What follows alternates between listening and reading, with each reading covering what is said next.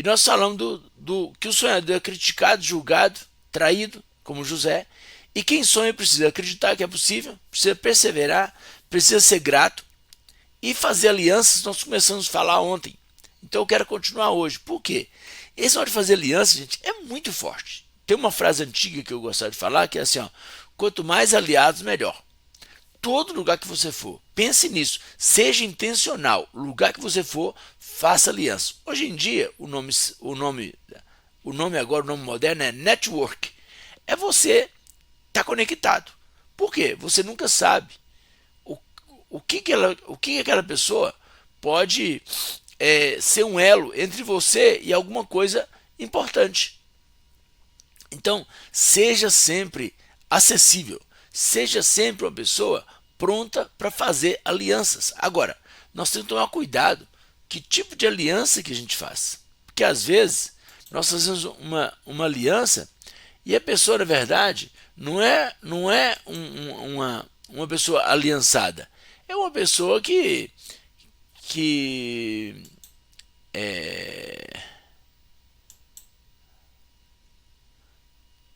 é um parceiro para aquele momento, não é bem uma aliança, é um parceiro. Às vezes não é bem uma aliança, é um patrocinador. Às vezes é um colega para aquele momento. Não é bem essa aliança de casamento, essa aliança com a família. Não é bem nesse sentido, não. Vamos pegar a vida de José, por exemplo. Vamos pegar algumas histórias, algum momento de José. José, ele se conectou com Potifar. Ele foi um parceiro de Potifar, foi um servo de Potifar, e ele foi trabalhando ali, ó, e Potifar podia confiar tudo nele. Tanto é que confiou, tanto que quando ele foi assediado pela mulher de Potifar, ele não se deitou com ela. Por quê? Pela aliança que ele tinha com Deus e com a aliança que ele tinha com o patrão, a gratidão que ele tinha com Potifar, que tirou ele daquele sofrimento que ele estava de ser escravo, colocou ele como chefe da casa. Mas quando foi acusado, claro, gente, a gente também não pode julgar Potifar, né? Entre a esposa e um servo, né?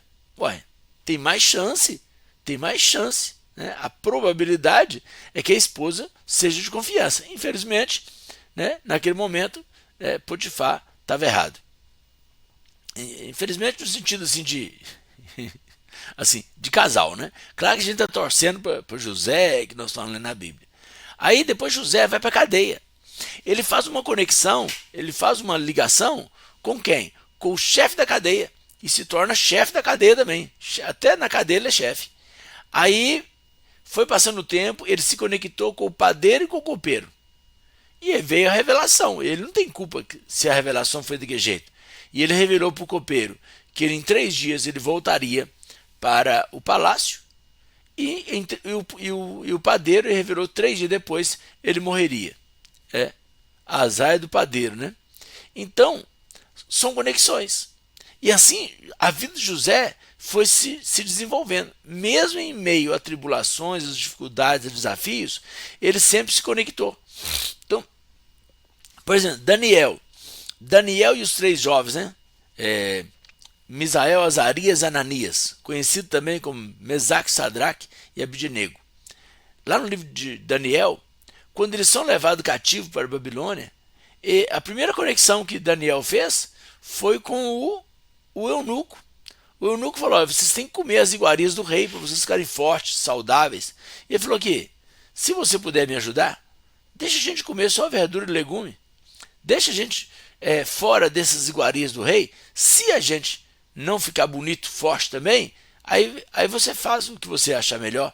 Mas deixa a gente fora, porque nós não queremos comer dessa comida contaminada, consagrada a outros deuses. E aquele eunuco se conectou. Popularmente falando, né? Foi com a cara de Daniel e aceitou. O que eu quero mostrar com isso?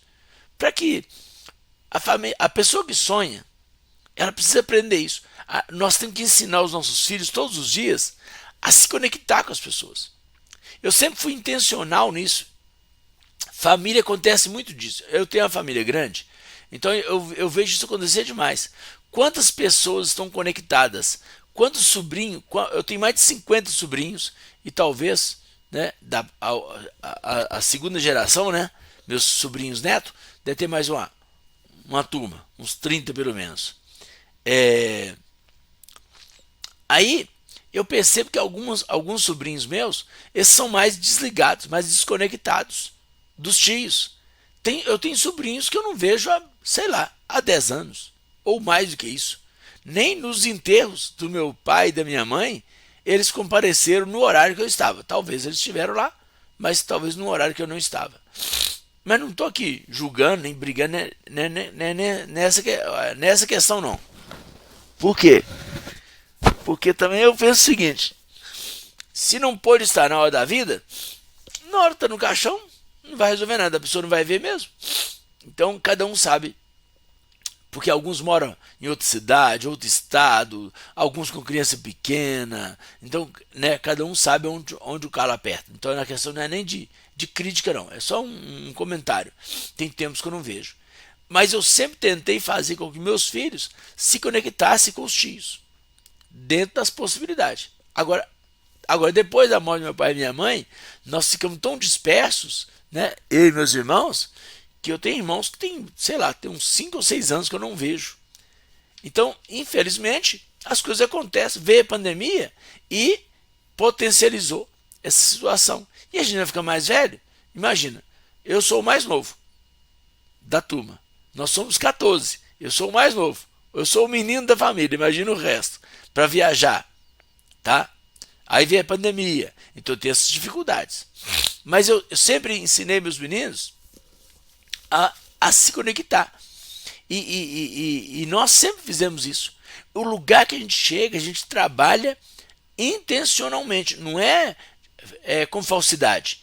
É intencionalmente, seja na igreja, seja na escola, seja no trabalho, seja na rua, em qualquer lugar. Se conecte. Faça alianças. Aliança, claro que tem. Quando eu falo aliança, eu tô falando de forma geral de questão de conexão. Por quê? Porque você não vai ter sucesso. Olha, nenhuma criança vai ter sucesso se ela não se conectar. Se ela não fizer parcerias, alianças, buscar patrocínios. Patrocínio não necessariamente é de dinheiro, gente. Patrocínio é alguém que te indica, né? É quando você tem alguém que dá uma, né, te indica para alguma coisa. É um tipo de patrocinador. Por quê? Porque se você sonha, você precisa se conectar. Se você sonha, você precisa de patrocínio, você precisa de alguém que te descubra. Então a família tem que ensinar isso para as crianças, tem que viver isso todos os dias. Então os pais têm que se conectar com os vizinhos. Agora tem família assim, todos os vizinhos são chatos. Será? Será que todos os vizinhos são chatos mesmo? Ou é você que é chato e não combina com ninguém? Então, olha, quando Deus quer nos abençoar, Ele traz pessoas para a nossa vida, porque porque elas trazem algo que não tem em você. São parcerias que a gente faz.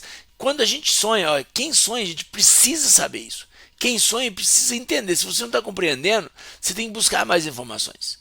Tá? Se você tem projetos, se você quer realizações, se você quer que seus filhos realizem sonhos, se você tem sonho, você precisa se conectar. Você precisa fazer parcerias, você precisa procurar ajuda. Por quê?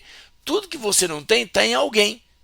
Imagina, quando eu vou para a escola, eu vou buscar o conhecimento que está com a professora, com o professor.